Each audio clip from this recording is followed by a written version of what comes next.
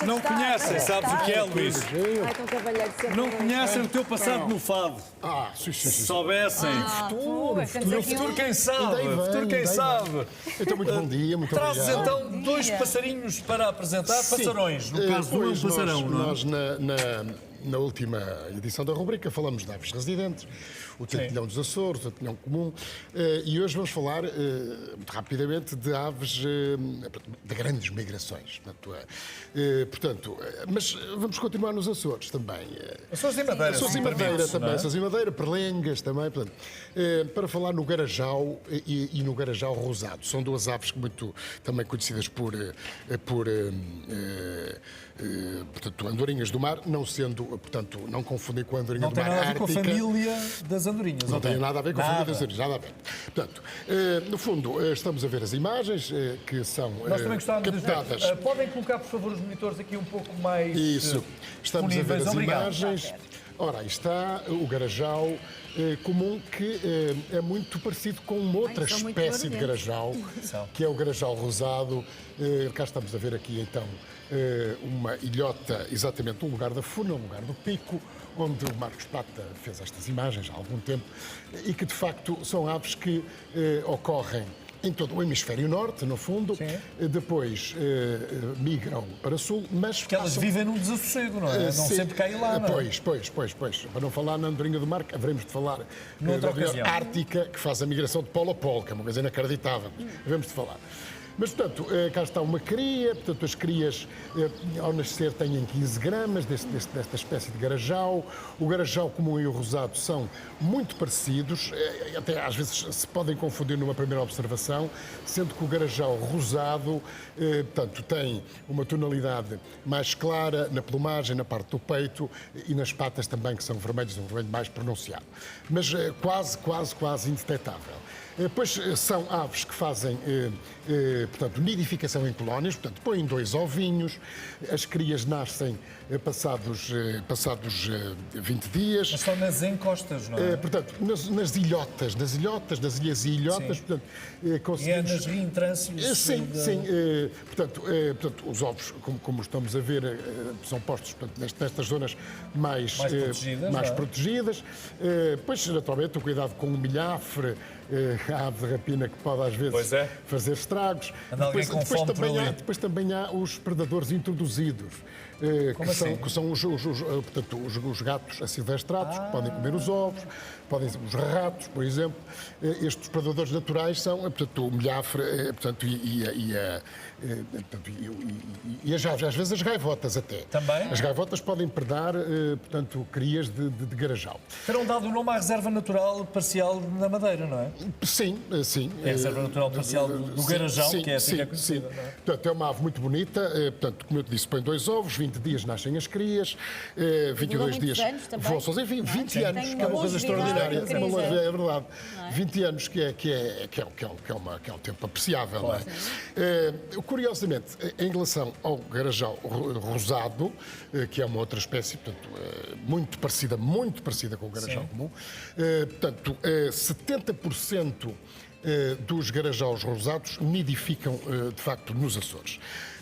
Que é uma percentagem muito interessante. Cá estamos a ver as nidificações, pois as crias, depois eles vão partir para a África, portanto, nidificam em abril, depois os adultos partem para a África, mas há crias que partem depois dos adultos, não é? Portanto, ainda estão ali uns tempos, ali nestas ilhotas, a ganhar coragem, não é? nestas ilhotas, nestas colónias de nidificação, e depois Também é mais partem... difícil a sobrevivência, não é? Sem as progenições por sim, perto mas também. pronto, Mas essa eu não migração quero ocorre, complicar não a é? tarefa. Qual é a distância que elas conseguem fazer Estamos num a voo só? milhares de quilómetros, não vão só milhares de, sei lá, 500 quilómetros por dia. Porque elas também conseguem pousar sobre a água, não é? Sim, por exemplo, o caso do cagarro, que vamos falar mais adiante, até se fala nas tais jangadas de cagarros, Exatamente. não é? Portanto, ou seja, aves do mar alto, portanto, diferentes destas, o cagarro vamos falar a seguir. Que é maior também, o É cagarro, maior, não é? portanto, e que efetivamente estão sempre também em colónias, curiosamente. Tanto esta espécie espécie como a outra, não é?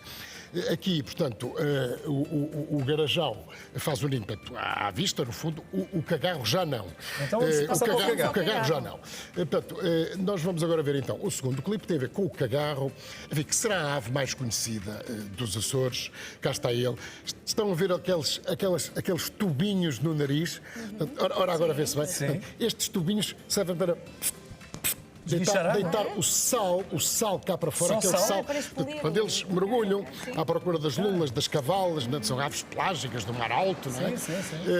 E serve então para expelir, faz-me lembrar curiosamente, mal comparado as iguanas das Galápagos, que às vezes a gente vê nos documentários a expelirem o sal pelas narinas.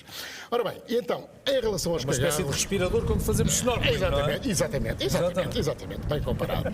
Em relação aos cagarros, ora bem, temos de falar, obviamente, aqui, muito importante, numa campanha que é a campanha SOS Cagarro. E o que é essa campanha?